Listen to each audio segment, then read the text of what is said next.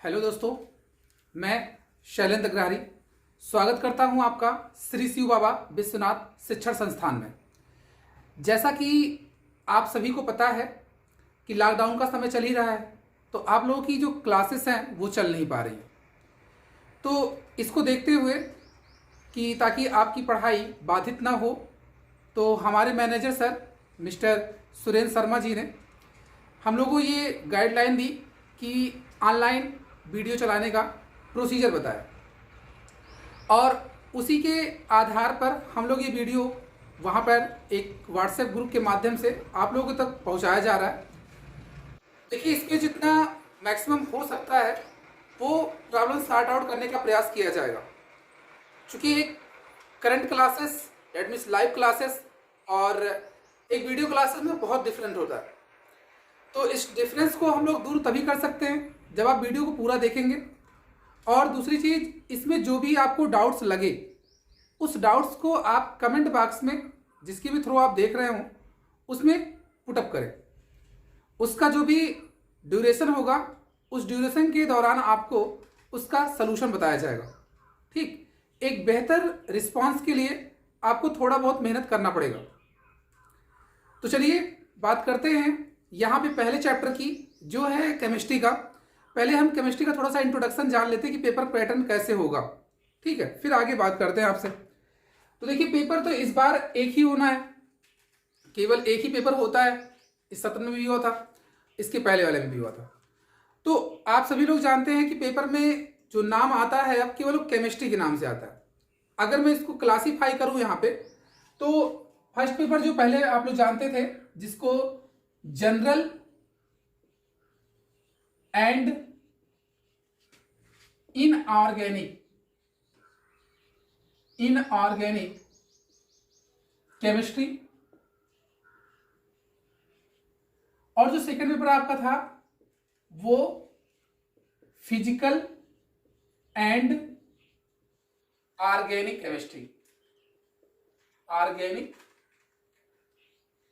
Chemistry, और तीसरा जो आपका था वो प्रैक्टिकल। ठीक, तो ये पहले होता था 35 मार्क, ये भी आपके 35 मार्क, और ये आपके 30 मार्क, ओवरऑल 100 मार्क टोटल जो आपका होता है। तो ये तो आपके पास विद्यालय जानते हैं रहता है, इसमें कोई दिक्कत है नहीं। इसके लिए भी हम लोग बाद में चर्चा करेंगे क्लास टाइम में। और जो ये हमारे पहले सेपरेट थे अब ये कंबाइन हो चुके हैं। अब ये ओवरऑल हमारा 70 नंबर का एक पेपर होता है। ठीक है, तो 70 नंबर के इस पेपर में हमें दोनों पार्ट पढ़ने होते हैं। ओवरऑल अगर मैं बात करूं केमिस्ट्री में, तो टोटल हमारे पास 16 चैप्टर हैं। उन 16 चैप्टर को पढ़ के हम इस 70 नंबर को अच्छे से गेन करेंगे। तो यहाँ पे तो एक पेपर पैटर्न था हमारा। पेपर अब आपका एक ही होना है, एक पेपर होगा।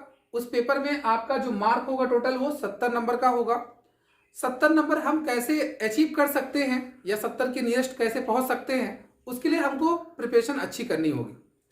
ठीक है, तो प्रयास यही रहेगा अच्छा, ताकि आप मार्क भी अच्छा लेकर आए।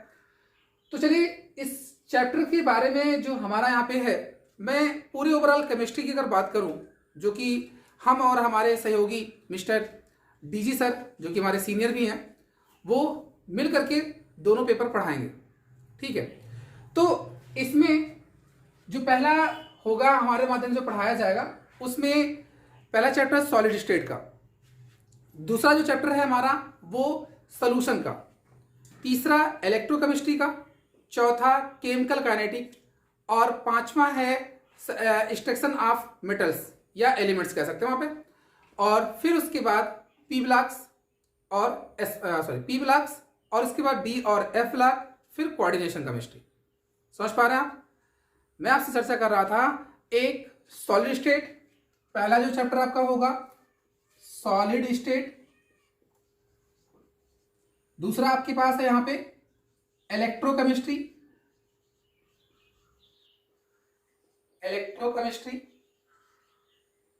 तीसरा आपके पास होगा यहां चैप्टर वो सॉल्यूशन, फिर इसके बाद केमिकल काइनेटिक, केमिकल काइनेटिक।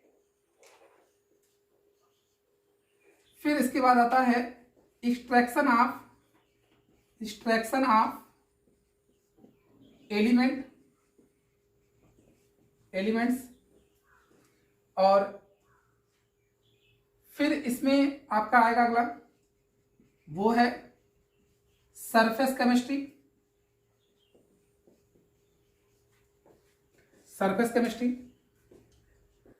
फिर यहां पर E block and D and F block. और इसके बाद जो आपको मिलेगा इसमें डी और एफ के बाद कोऑर्डिनेशन केमिस्ट्री।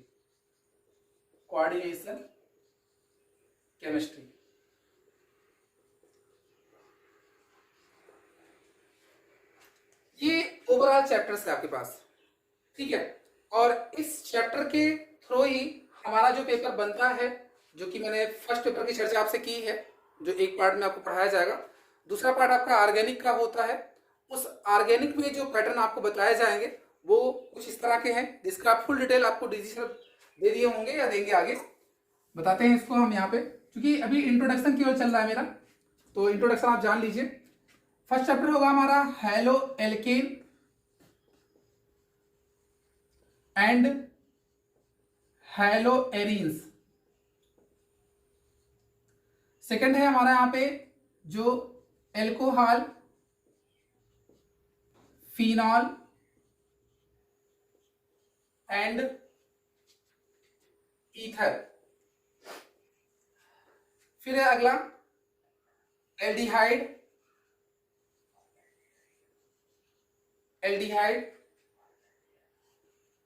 कार्बोक्सिलिक एंड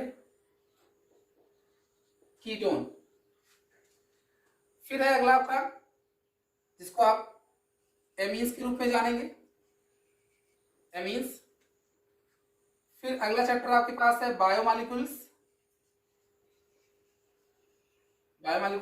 बहुत अच्छा चैप्टर है ये। और इसके बाद आपका बायोमॉलिक्यूल्स के बाद जो आता है वो है दैनिक जीवन में, यानी कि सम इसेंशियल ऑफ केमिस्ट्री, मतलब कि रसायन के कुछ आवश्यक वस्तुएं, कह सकते हैं आवश्यक पदार्थ, जो भी रहेगा। तो ये आपका ऑर्गेनिक का सिलेबस है, ठीक है। तो ये तो था एक पेपर पैटर्न, जो चैप्टर्स हमें पढ़ने हैं यहाँ पे पूरी केमिस्ट्री में। क्योंकि अभी यहाँ पे फर्स्ट और सेकंड की कोई बात हमें करनी नहीं है, बस हम लोग पेपर थोड़ा सा आपको यहाँ पे समराइज जो करके बताया जाता है कि क्या है और कैसे आपको पढ़ना है, उन सब के बारे में।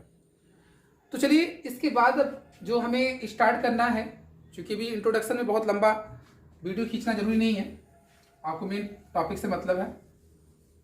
तो आज का पहला लेक्चर जो होगा हमारा वो सॉलिड स्टेट पर होगा, ठीक। सॉलिड स्टेट आपके पहले पेपर का जो पहला चैप्टर है उसकी चर्चा हम आपसे करने वाले हैं। तो सॉलिड स्टेट में देखिए क्या चीजें होती हैं। सॉलिड स्टेट का कुछ बेसिक फॉर्म आप जानते हैं, जो कि पिछले स्टैंडर्ड में पढ़ चुके हैं। जैसा कि हमें पता है कि मैटर जो होता है, मीन्स जो द्रव्य होते हैं, वो सामान्यतः 3 अवस्थाओं में, ठोस, द्रव और गैस, इन 3 अवस्थाओं पाई जाती हैं। तो द्रव और गैस पिछली क्लास में पढ़ा था हम लोगों ने, याद होगा, गैसीय नियम के अंतर्गत ना, सबने पढ़ा भी था। तो गैसीय नियम में वहां पे हम लोगों ने पढ़ा था द्रव और गैस को, तो उसको हटा देते हैं वहां से। यहां जो आपका आता है वो है ठोस अवस्था। तो ठोस अवस्था आपको जानना है, तो इसके कुछ बेसिक टर्म्स हैं। और एक चीज और आपको यहां बता दूं कि जो ठोस अवस्था है, ठोस अवस्था में यहां पर स्पेशली आपको क्रिस्टलाइन सॉलिड पढ़ाया जाएगा, ठीक, जो आपके सिलेबस में मेंशन है। क्रिस्टलाइन सॉलिड का मतलब क्या हुआ कि यहां पर जो क्रिस्टलीय ठोस है उसी के बारे में चर्चा की जाएगी। जितने भी हम उसके प्रॉपर्टीज की बात करेंगे, जो भी उसके एडवांटेज होंगे, जो भी उसके डिसएडवांटेज होंगे, इन सबको लेकर के, ठीक है। तो पहले बात करते हैं यहां पे सॉलिड स्टेट की। Solid state. सॉलिड स्टेट को एक सिंपल वे में समझना है आपको अगर, तो उसका मेन यही है कि इसको जानते हैं ठोस अवस्था। ठोस अवस्था ना, ठोस अवस्था का एक पूरे का चैप्टर का मैं थीम बताऊं छोटे शब्दों में, वो है क्लोज्ड पैकिंग। क्लोज्ड पैकिंग क्या है? क्लोज्ड पैकिंग, इसका मेन मतलब ये है। अब देखिए जितनी भी बातें यहां पे की जाएंगी वो इसी के लिए की जाएंगी। तो पहला कॉन्सेप्ट जो हमारा बनता है इस चैप्टर का वो ये है कि सॉलिड होते क्या है। पहले मुझे सॉलिड की डिफिनेशन चाहिए, जो कि हम लोग बहुत ही लो स्टैंडर्ड की बात करते हैं अगर, तो 9th और 10th में पढ़ के आते हैं। ठीक है, तो उसको एक बार मैं रिवाइज करता हूं सॉलिड को, कि पदार्थ की एक ऐसी अवस्था, पदार्थ की एक ऐसी अवस्था जिसका आकार और आयतन दोनों निश्चित होता है। द्रव्य की वह अवस्था जिसका आकार और आयतन दोनों निश्चित होता है वो ठोस अवस्था कहलाता है।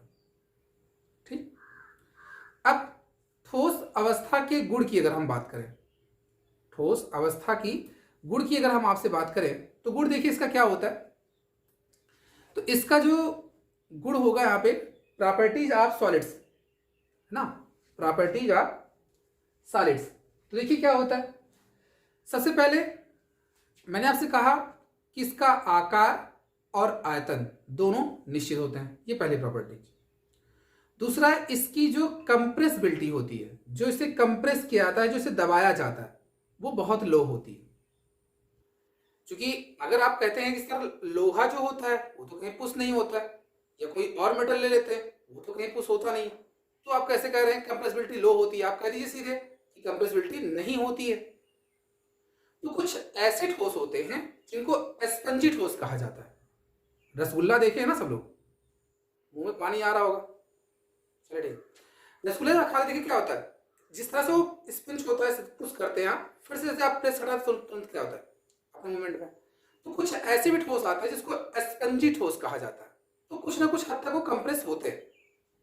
ठीक है, तो कंप्रेसिबिलिटी इसकी लो होती है, मतलब संपीड़ितता इसकी जो होती है, संपीड़ितता का जो गुण होता है वो कम होता है। पहला बताया मैंने, इसका आकार और आयतन दोनों निश्चित होते हैं। दूसरा बताया कि इसमें संपीड़ितता का गुण जो होता है वो बहुत कम होता है।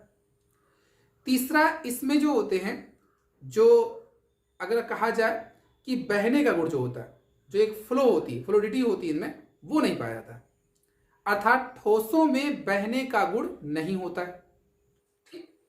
फिर इसकी जो पोटेंशियल एनर्जी और काइनेटिक एनर्जी होती है, इसकी जो स्थितिज ऊर्जा और गतिज ऊर्जा होती है, स्थितिज ऊर्जा इसकी ज्यादा होती है, मतलब अधिक होती है, और गतिज ऊर्जा इसकी कम होती है। ठीक, मतलब इसके अंतर्गत जो पार्टिकल्स रहते हैं, जो कण रहते हैं, उनकी स्थितिज ऊर्जा ज्यादा होती है और गतिज ऊर्जा कम होती है ना। फिर अगला आपका पॉइंट है, अगला पॉइंट यह है कि यह विद्युत और उष्मा का सुचालक होता है। विद्युत और उष्मा का सुचालक होता है। ठीक है, विद्युत और उष्मा का सुचालक होता है। बात यहां तक समझ में आ रही? तो ये तो थे इसके प्रॉपर्टीज ना, इनको एक बार अच्छे से रिवाइज करिए सब लोग, और रिवाइज करने के बाद बताइएगा कि कौन सी पॉइंट किसका मिस हुआ। ठीक है, और आप उसको जितनी बार रिवीजन कर सकते हैं करते रहिए, क्योंकि इस फर्स्ट लेक्चर में मैं बहुत ज़्यादा भी आगे नहीं बता रहा हूँ, क्योंकि सिर्फ अभी मुझे इंट्रोडक्शन बताना था आज का। तो इंट्रोडक्शन मैंने आज आपको दे दिया है, कुछ चीज़ें इसमें लग सकती है एक्स्ट्रा आपको, तो उसको इग्नोर करिएगा।